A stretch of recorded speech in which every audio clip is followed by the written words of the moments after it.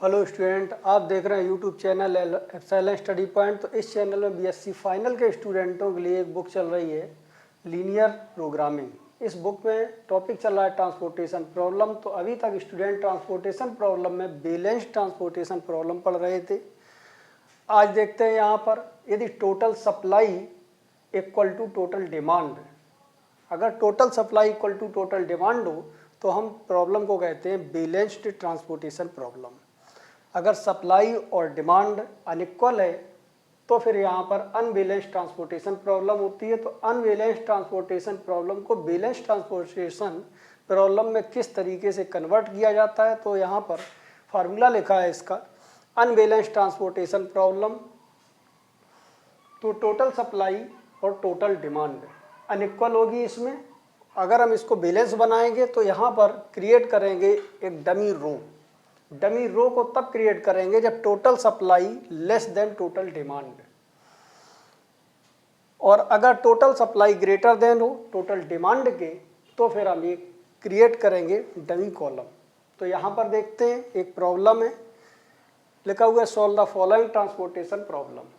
तो यहाँ पर टोटल सप्लाई लिखी हुई है यहाँ पर, यानी कि ये ऑरिजिन है, ऑरिजिन पर जो सप्लाई है वो यहाँ पर लिखी हुई है, और टोटल डीलर जो हैं वो ये है, इनकी डिमांड जो है वो लिखी हुई है 8, 5 और 4। तो टोटल सप्लाई ऐड करने पर आएगी और टोटल डिमांड ऐड करने पर आएगी। तो यहाँ पर देखते हैं टोटल सप्लाई कितनी है और टोटल डिमांड कितनी है। तो यहाँ पर टोटल सप्लाई लिखी हुई है sigma a I. Sigma a आई करेंगे तो 10 + 13 + 12 तो इक्वल टू यहाँ पर 35 आएगा। और इसके बाद टोटल डिमांड जो लिखी हुई है वो यहाँ पर है 8 + 5 + 4 इक्वल टू 17। यानी कि यहाँ पर टोटल सप्लाई और टोटल डिमांड अनइक्वल है। तो इसलिए ये ट्रांसपोर्टेशन प्रॉब्लम है अनबैलेंस्ड ट्रांसपोर्टेशन प्रॉब्लम। अब इसको बैलेंस ट्रांसपोर्टेशन प्रॉब्लम बनाएंगे तो यहाँ पर बताया था अगर सप्लाई ज़्यादा है डिमांड कम है, सप्लाई ग्रेटर देन डिमांड है, तो एक क्रिएट करेंगे हम डमी कॉलम। तो एक डमी कॉलम बनाते हैं यहाँ पर और उसका नाम यहाँ पर D4 लिखते हैं। तो ये एक यहाँ पर डमी कॉलम बनाया और यहाँ पर D4 लिखा। इसकी कॉस्ट जो है, हर कॉस्ट को, यूनिट कॉस्ट को हम यहाँ पर 0, 0, 0 लिखेंगे। और इसकी जो डिमांड है तो यहाँ पर 35 में से, यानी कि टोटल सप्लाई में से टोटल डिमांड को कम करेंगे, यानी 35 - 17। तो जो डिमांड होगी वो यहाँ पर लिखी जाएगी। तो लिखा हुआ है demand of dummy column D4 equal to sigma a i minus sigma b j. तो सिग्मा ए आई की वैल्यू यहाँ पर 35 है और माइनस का यहाँ पर 17 लिखा, तो यहाँ से मिल जाएगा 80। तो इस तरीके से इसकी डिमांड को यहाँ पर 18 लिखेंगे। अब यहाँ पर इसको ऐड करें और इसको ऐड करें तो यहाँ पर दोनों का एडिशन आएगा 35। 18, 4, 5 और 8 35, और यहाँ से इन सभी को ऐड करेंगे तो 35। अब ये ट्रांसपोर्टेशन प्रॉब्लम बन रही है बैलेंस ट्रांसपोर्टेशन प्रॉब्लम। तो अब इसको यहाँ पर सॉल्व करेंगे। सॉल्व करने का मेथड है, सबसे बेस्ट जो मेथड था वोगल्स अप्रोक्सीमेशन मेथड। और इस मेथड से जो रूल है इस मेथड का, वो मैक्सिमम पेनल्टी, फिर मिनिमम कॉस्ट और इसके बाद मैक्सिमम एलोकेशन, इस रूल से चलेंगे और इसको यहाँ पर सॉल्व करते हैं। तो यहाँ पर पेनल्टी निकालते हैं। तो इस रो में सबसे मिनिमम कॉस्ट 0 है और इससे नेक्स्ट मिनिमम 2 है, तो इन दोनों का डिफरेंस यहाँ पर 2 आया, पेनल्टी 2। यहाँ पर 0, इससे नेक्स्ट मिनिमम 1 है तो इसका डिफरेंस 1, यहाँ पर 0 और यहाँ पर 3, तो इसका डिफरेंस 3। कॉलम वाइज चेक करते हैं। यहाँ पर मिनिमम 1 है, इससे नेक्स्ट मिनिमम 3 है, इनका डिफरेंस यहाँ पर 2 आएगा। यहाँ पर 3, 5 तो यहाँ 2 लिखा, यहाँ पर 0, 2 तो यहाँ पर 2 लिखा। अब सॉल्व करते हैं मैक्सिमम पेनल्टी। तो यहाँ और यहाँ मिला करके मैक्सिमम पेनल्टी लिखी हुई है 3। इसके सामने जो मिनिमम कॉस्ट होगी वो यहाँ पर लिखी हुई है 0। तो इसी में सबसे पहले एलोकेट किया जाएगा। तो इसके सामने यहाँ 12 लिखा है, यहाँ 18 लिखा है। इन दोनों में जो मिनिमम नंबर होगा उसको यहाँ पर 12 है, इसको एलोकेट करेंगे और ये बैलेंस यहाँ पर पूरा हो गया। तो इस रो को यहाँ पर कैंसिल करेंगे। अब यहाँ पर 2 रो और यहाँ पर 4 कॉलम बचते हैं। अब इसको यहाँ पर देखते हैं आगे। तो यहाँ से थर्ड रो को यहाँ पर कैंसिल आउट किया तो यहाँ से मिल जाएगा D1 D2 D3 D4, cost लिखी है 4320 और यहाँ पर O1 और O2। तो यहाँ पर लिखा 1500 तो इसको लिखा 1, यहाँ पर 500। AI लिखा हुआ है यहाँ पर 10, यहाँ पर 13 है। 12 इसमें से कम हो जाएगा तो यहाँ से मिल जाएगा 6, यहाँ पर 4 आ जाएगा, यहाँ पर 5 आ जाएगा और यहाँ पर 0 आ जाएगा। इस लाइन को कैंसिल आउट किया तो इसके पैरेलल की पेनल्टी चेंज हो सकती है, इनमें कोई चेंज नहीं होगा। तो यहाँ पर 2 और 1 लिखा हुआ है, इसमें पेनल्टी यहाँ पर 2 है, यहाँ पर 1 है। यहाँ 1 4 इसका डिफरेंस 3, यहाँ पर 3 5 डिफरेंस 2 आ जाएगा, यहाँ पर 2 पेनल्टी आ जाएगी। यहाँ सेम कॉस्ट है तो पेनल्टी डैश लिखेंगे। अब देखते हैं यहाँ पर मैक्सिमम पेनल्टी, यहाँ 3 है तो मैक्सिमम पेनल्टी के सामने जो मिनिमम कॉस्ट होगी इसमें यहाँ पर फिलअप किया जाएगा। तो इसमें यहाँ देखते हैं 13 है, यहाँ पर 0 है, इन दोनों जो मिनिमम कॉस्ट है उसको यहाँ पर भरते हैं। तो मिनिमम कॉस्ट यहाँ पर लिखी हुई है 8, तो 8 यहाँ पर है, 13 और 8 तो यहाँ पर 8 को भर दिया और इस तरीके से ये बैलेंस हो जाएगा। अब यहाँ पर 3 कॉलम और 2 रो, यहाँ पर देखते हैं।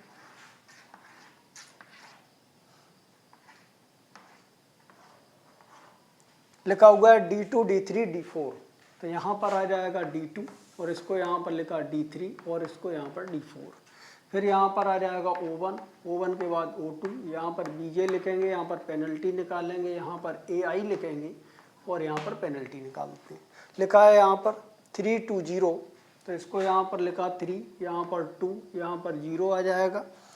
500 तो इसको यहाँ पर लिखते हैं 5, यहाँ पर 0 और यहाँ पर 0 आ गया। 8 इसमें से यहाँ पर कम हो जाएगा तो यहाँ से 5 आ जाएगा और यहाँ पर 10 लिखा हुआ है। इसके बाद यहाँ पर देखते हैं ये पूरा कैंसिल हो गया, ये 5 4 और 6 तो यहाँ पर आ जाएगा 5, यहाँ पर 4, यहाँ पर 6। इसके बाद यहाँ पर देखते हैं पैरेलल लाइन, यहाँ पर ये लाइन यहाँ पर कॉलम कट रहा है तो इसके पैरेलल पेनल्टी चेंज हो सकती है। इस पेनल्टी में कोई चेंज नहीं आएगा तो 2 2 और डैश, यानी कि यहाँ पर 2, यहाँ पर 2 और यहाँ पर डैश आ जाएगा। इस पेनल्टी को देखते हैं, यहाँ मिनिमम 0 है, इससे मैक्सिमम यहाँ पर 2 है तो डिफरेंस यहाँ पर 2 आ जाएगा, यहाँ पर 5 आ जाएगा। तो अब देखते हैं मैक्सिमम पेनल्टी यहाँ पर लिखी हुई है। इसके सामने जो मिनिमम कॉस्ट है वो यहाँ पर 2 जगह है, तो मिनिमम कॉस्ट जब टाई कर जाती है फिर देखते हैं मैक्सिमम एलोकेशन, यानी इसमें यहाँ पर कितना भर सकते हैं और यहाँ कितना भर सकते हैं। तो इसके सामने यहाँ पर देखते हैं 5 4 लिखा हुआ है तो इन दोनों जो मिनिमम है वो यहाँ पर फिलअप करेंगे। इन दोनों के सामने यहाँ देखते हैं तो इसके सामने 5 और 6 लिखा हुआ है तो इसमें जो मिनिमम है यहाँ पर 5 भर सकते हैं। तो ये मिनिमम कॉस्ट टाई कर जाएगी। तो देखते हैं मैक्सिमम एलोकेशन इन दोनों में किसमें सबसे ज़्यादा एलोकेट किया जाएगा। तो यहाँ पर 5 ज़्यादा है तो यहाँ पर इसको एलोकेट कर देंगे, यहाँ पर एलोकेशन नहीं करेंगे। तो इस तरीके से अब इस रो को कैंसिल आउट कर देंगे। अब यहाँ पर केवल एक रो बच रही है तो एक रो को डायरेक्ट यहाँ पर भर देंगे, अलग से नहीं बनाएंगे। यानी कि यहाँ पर लिखा हुआ है 5 तो इसके सामने यहाँ पर 5 भरेंगे। यहाँ पर 4 लिखा हुआ है, यहाँ पर 4 लिखेंगे और यहाँ पर 5 ये बैलेंस हो गया, इसमें से 5 कम करेंगे तो 1 आएगा और जो 1 बचा हुआ है इस 1 को यहाँ पर एलोकेट करेंगे और फिर इनको ऐड करके देखेंगे पूरा बैलेंस 10 के इक्वल है। तो इसलिए यहाँ पर ये एलोकेशन हुआ। अब एक ओरिजिनल टेबल बनाएंगे और इन सभी एलोकेशन को उसमें भरते हैं। देखते हैं आगे। इस तरीके से सभी एलोकेशन को यहाँ पर एलोकेट कर दिया है ओरिजिनल टेबल बना करके। O1 D2 में 5 आया है, O1 D3 में 4 आया है। इस तरीके से पूरा यहाँ पर एलोकेट किया गया है। इसके बाद में अब यहाँ पर देखते हैं ये सॉल्यूशन डीजनरेट है कि non degenerate. Number of allocation और रिम रिक्वायरमेंट अगर इक्वल है तो non degenerate basic feasible solution होगा। तो यहाँ पर एलोकेशंस जो बने हुए हैं 1 2 3 4 5 एंड 6 और रिम रिक्वायरमेंट देखते हैं तो नंबर ऑफ रोज हैं 3 और नंबर ऑफ कॉलम है 4, ऐड करेंगे 3 और 4 7 और 1 कम करेंगे तो 6, तो m + n - 1 ये रिम रिक्वायरमेंट होती है। तो रिम रिक्वायरमेंट 6 है और नंबर ऑफ एलोकेशंस भी गिने हुए हैं। तो since the number of positive allocations in independent positions equal to 6 और इक्वल टू रिम रिक्वायरमेंट के, therefore initial basic feasible solution is non degenerate लिखा हुआ है। इज नॉन डिजेनरेट और एंड इज गिवन बाई। जो डमी यहाँ पर हमने कॉलम बनाया था, इस कॉलम को केवल प्रॉब्लम सॉल्व करने के लिए बनाया था। इसमें जो एलोकेशंस भरे हुए हैं इनसे कोई भी ट्रांसपोर्टेशन कॉस्ट पर इफेक्ट नहीं आएगा, क्योंकि इनकी कॉस्ट 0 0 है। प्रॉब्लम हमारी यहाँ तक गिवन थी D1 D2 और D3 तक। तो इसका जो सॉल्यूशन होगा वो होगा x12 = 5, x13 = 4 और x21 = यहाँ पर 8। और ये डमी कॉलम में जो एलोकेशंस भरे हुए हैं इनसे कोई मतलब नहीं है। इसके बाद इसकी ट्रांसपोर्टेशन कॉस्ट देखते हैं, तो 3 × 5, 2 × 4 और 1 × 8। तो इस तरीके से इसको ऐड करते हैं तो 31 आएगी। अब देखते हैं कि ये ट्रांसपोर्टेशन कॉस्ट जो है क्या और भी कम हो सकती है। तो हम चेक करते हैं ऑप्टिमलिटी टेस्ट, और ऑप्टिमलिटी टेस्ट चेक करेंगे प्रॉब्लम होनी चाहिए नॉन डिजेनरेट, और वो नॉन डिजेनरेट यहाँ पर निकल के आया है। तो देखते हैं ऑप्टिमलिटी टेस्ट में इस टेबल को यहाँ पर ऐसे ही लिखा हुआ है, वो UI और VJ निकालते हैं यहाँ पर। तो नंबर ऑफ एलोकेशन देखते हैं, सबसे ज़्यादा जिस रो या कॉलम में भरे हैं उस रो या कॉलम के सामने 0 लिखते हैं। केवल सिंगल रो या सिंगल कॉलम के सामने ही 0 लिखेंगे। तो यहाँ पर 3 एलोकेशन भरे हुए हैं, इसमें 2 हैं और इसमें 1 है। तो सबसे ज़्यादा एलोकेशन इसमें है, और कॉलम वाइज देखते हैं सबसे ज़्यादा एलोकेशन इसमें। तो 3 इसमें और 3 इसमें। तो चाहे रो के सामने 0 लिखें या कॉलम के सामने 0 लिखें, केवल एक लाइन के सामने ही 0 लिखना है। अगर यहाँ पर हम 0 लिख देते हैं तो अब यहाँ पर इस बाउंड्री को यहाँ पर भरना होगा। इसके सामने ये एलोकेशन है, इस एलोकेशन की जो कॉस्ट है वो 0 है। इस 0 में से इस 0 को सब्ट्रैक्ट करेंगे 0 आएगा। इसमें यहाँ पर एलोकेशन कॉस्ट 0 है, इस 0 में से इसको सब्ट्रैक्ट करेंगे तो 0 आएगा। और यहाँ पर देख रहे हैं ये कॉस्ट एलोकेशन से इसकी कॉस्ट है यहाँ पर 0, इस 0 में से इस 0 को सब्ट्रैक्ट करेंगे तो 0 आएगा। अब इसको यहाँ पर फिलअप करते हैं, तो यानी कि यहाँ पर एलोकेशन 8 है, इसकी कॉस्ट 1 है। इस 1 में से इस 0 को सब्ट्रैक्ट करेंगे तो 1 आएगा। यहाँ देखते हैं यहाँ पर 5 है, इसकी कॉस्ट 3 है, 3 में से 0 को सब्ट्रैक्ट करेंगे तो 3 आएगा। और यहाँ पर देखते हैं 2 है, और 2 में से 0 को सब्ट्रैक्ट करेंगे तो 2 आएगा। तो ये बाउंड्री भरी हुई है। अब यहाँ पर जो अनएलोकेटेड सेल है उसमें UI + VJ निकाला जाता है। तो ये अनएलोकेटेड है, 1 इसके सामने 1 लिखा हुआ है और 0 लिखा है, इन दोनों को ऐड करेंगे और यहाँ पर लिखेंगे ये UI + VJ है। और 4 में से इसको सब्ट्रैक्ट करेंगे तो 3, यही DIJ है। ये पॉजिटिव, अगर सभी DIJ अनएलोकेटेड सेल में पॉजिटिव निकलते हैं तो बेसिक ट्रिवियल सॉल्यूशन होता है ऑप्टिमल, और अगर एक भी नेगेटिव निकलता है तो नॉट ऑप्टिमल। फिर इसका इम्प्रूवमेंट करते हैं। तो देखते हैं यहाँ पर ये अनएलोकेटेड है, इसमें 1 और 0 को ऐड करेंगे तो 1 आएगा, और 3 में से 1 को सब्ट्रैक्ट करेंगे 2 आएगा। ये भी DIJ पॉजिटिव आया। यहाँ पर 3 और 0 को ऐड करेंगे 3 आएगा, और 5 में से 3 को सब्ट्रैक्ट करेंगे तो यहाँ से 2 मिलेगा, ये भी पॉजिटिव है। इसके बाद 3 में 0 ऐड करेंगे तो यहाँ पर 3 आ जाएगा, और 8 में से 3 सब्ट्रैक्ट करेंगे तो यहाँ पर 5 आ जाएगा। ये DIJ भी पॉजिटिव आया है। इसमें यहाँ पर 2 को 0 में ऐड करेंगे तो यहाँ पर 2 आएगा, और 0 में से 2 को सब्ट्रैक्ट करेंगे तो -2 आएगा, और यही DIJ नेगेटिव आया है। यानी जो ट्रांसपोर्टेशन कॉस्ट है वो और भी कम होगी 31 से। इसको भी यहाँ पर भरते हैं, 0 यहाँ पर 2 को ऐड करते हैं तो यहाँ पर 2 आ जाएगा, और 6 में से 2 को सब्ट्रैक्ट करेंगे तो यहाँ पर 4 आ जाएगा। ये पॉजिटिव है, इसलिए ये DIJ नेगेटिव आया है। तो इससे ये ट्रांसपोर्टेशन कॉस्ट कम होगी। यानी कि जो बेसिक फिजिकल सॉल्यूशन ये निकला हुआ है, इनिशियल बेसिक फिजिकल सॉल्यूशन, ये नॉट ऑप्टिमल है, और इसका इम्प्रूवमेंट करेंगे। और फिर इसमें हम देखते हैं कि जो नया आंसर आएगा वो ऑप्टिमल देता है कि नहीं, फिर उसका हम ऑप्टिमलिटी टेस्ट चेक करेंगे। देखते हैं आगे। तो इस तरीके से यहाँ पर स्टूडेंट जो ये DIJ नेगेटिव आया है, इसमें यहाँ पर लूपिंग करते हैं, इसी पॉइंट से स्टार्ट होगी। तो यहाँ पर एक नई टेबल बनाइए, इसमें वही एलोकेशन रखे गए हैं जो इस टेबल में, केवल एलोकेशन से मतलब है हमको यहाँ पर। तो इसमें O2 और D3 में DIJ नेगेटिव है, O2 और D3 में यहाँ पर DIJ नेगेटिव आया हुआ है। तो यानी कि यहाँ पर हम प्लस का साइन लिखते हैं, और यहाँ पर लैंग्वेज भी लिखनी है, लिखते हैं सिंस D लिखा हुआ है यहाँ पर D2 3, इक्वल टू -2 क्योंकि ये less than 0, therefore current basic feasible solution is not optimal, so we improve it, और इसलिए अब हम इसको इम्प्रूव करेंगे। तो इम्प्रूव करने के लिए यहाँ पर एलोकेशन टेबल केवल बनाई हुई है। इसमें यहाँ पर जो डी आई ए नेगेटिव है इसमें यहाँ पर पॉजिटिव का साइन रखते हैं और यहाँ से हम लूपिंग करते हैं, यानी एलोकेशन टू एलोकेशन चलना है हॉरिजेंटल और वर्टिकल लाइनों से। तो यानी कि स्टार्टिंग यहाँ से होगी, चाहे हम सबसे पहले हॉरिजेंटल लाइन पर चलें और चाहे वर्टिकल। तो यहाँ से इस एलोकेशन पर आते हैं, इस एलोकेशन से 90 डिग्री घूमना यानी हॉरिजेंटल था, अब वर्टिकल चलना है, जिधर एलोकेशन हो उस साइड। तो यानी अगर हम इस साइड चलते हैं फिर यहाँ से 90 घूमना है, यानी जिस पॉइंट से स्टार्ट किया उसी पर पहुँचना है। तो यहाँ से यहाँ पर आने के बाद वर्टिकल लाइन चल रहे थे, अब हम हॉरिजेंटल चलेंगे तो हॉरिजेंटल कहीं पर भी एलोकेशन नहीं है, यानी कि ये यहाँ से आने के बाद प्लस वाली साइन पर वापस नहीं पहुँचेगा, तो इसलिए यहाँ से लूपिंग नहीं होगी। अब यहाँ से इस पर चलते हैं, इसके बाद में फिर 90 घूमना है एलोकेशन की तरफ, तो यहाँ पर आए और फिर 90 घूमना है तो इस पॉइंट पर आ गए जहाँ से स्टार्ट किया था। तो ये लूप बना है।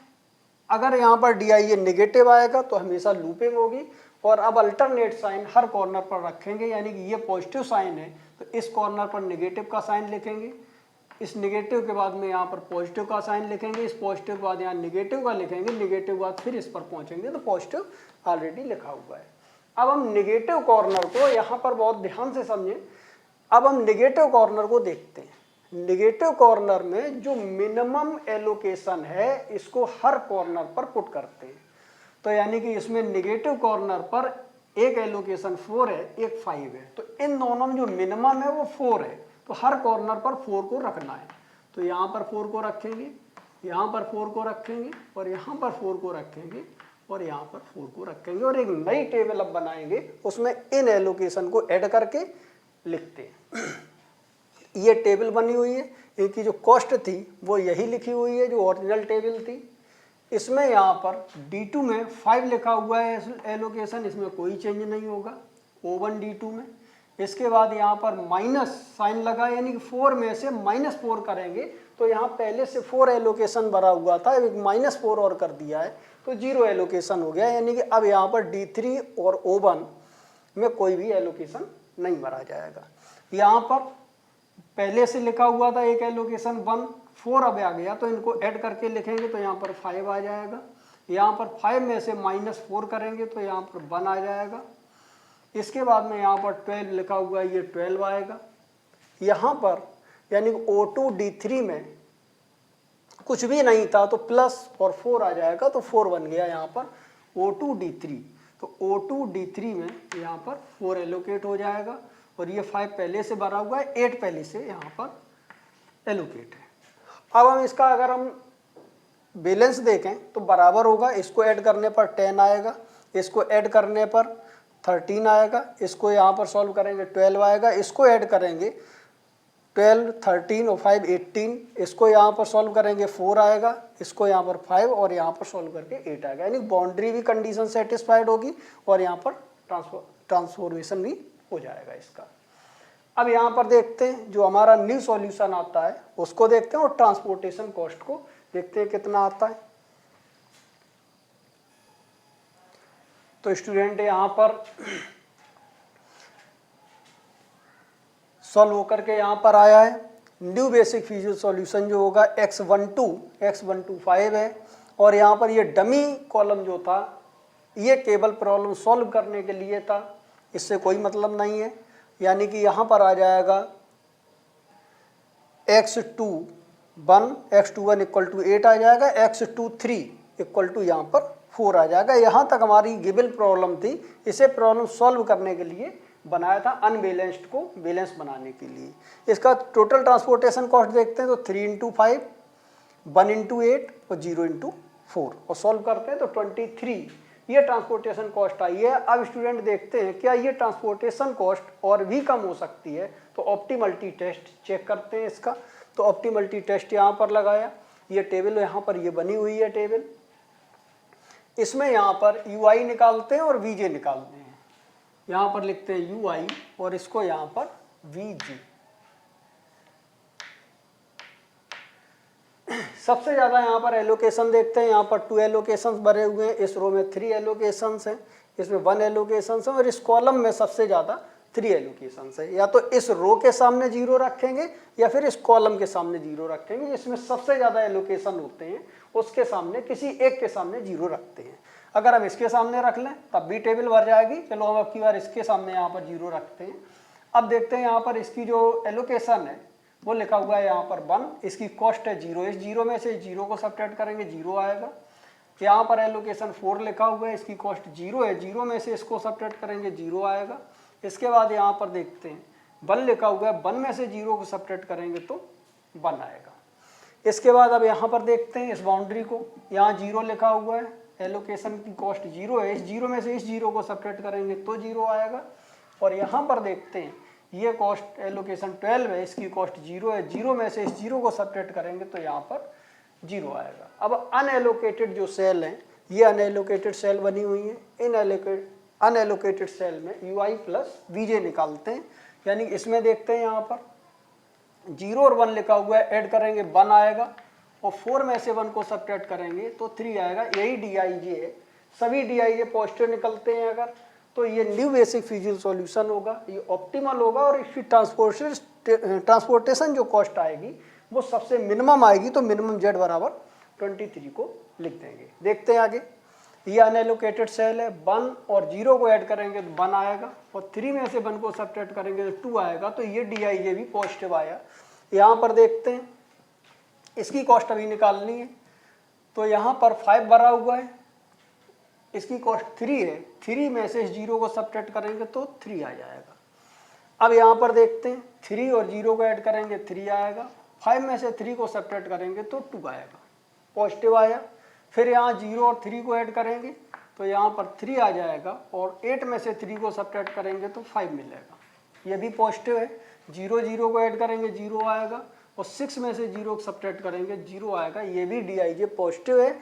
इसमें यहाँ पर देखते हैं 0 और 0 को ऐड करेंगे 0 आएगा और 2 में से 0 को सब्ट्रैक्ट करेंगे 2 आएगा, यानी कि हर DIJ पॉजिटिव आया है। तो इसलिए जो बेसिक फिजिकल सॉल्यूशन है ये ऑप्टिमल है, उसकी transportation cost minimum Z equal to 23 है। तो यहाँ पर लिखते हैं since all DIJ greater than 0, therefore new basic fiducial solution is optimal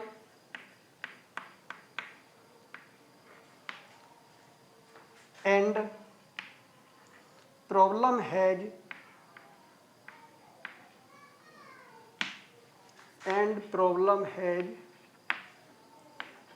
unique optimal basic fiducial solution, unique optimal basic fiducial solution and is given by,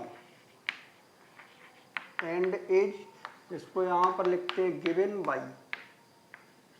तो यहाँ से जो ये निकला x12 equal to 5, x12 equal to 5 और यहाँ पर देखा x21 की वैल्यू यहाँ पर 8 लिखी हुई है और इस तरीके से यहाँ पर लिखा हुआ है x23 इक्वल टू 4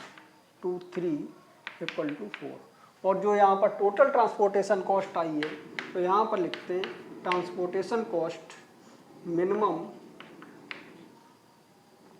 Z की वैल्यू यहाँ पर 23।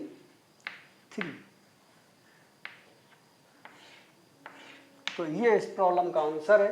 तो स्टूडेंट आज इस वीडियो में यहीं तक। सभी स्टूडेंट इस वीडियो को लाइक कर दें, शेयर कर दें और सब्सक्राइब कर दें ताकि हमारे आने वाले हर वीडियो की नोटिफिकेशन सभी स्टूडेंटों को मिल सके। अगले वीडियो में आते हैं एक नई प्रॉब्लम के साथ। That's all. आज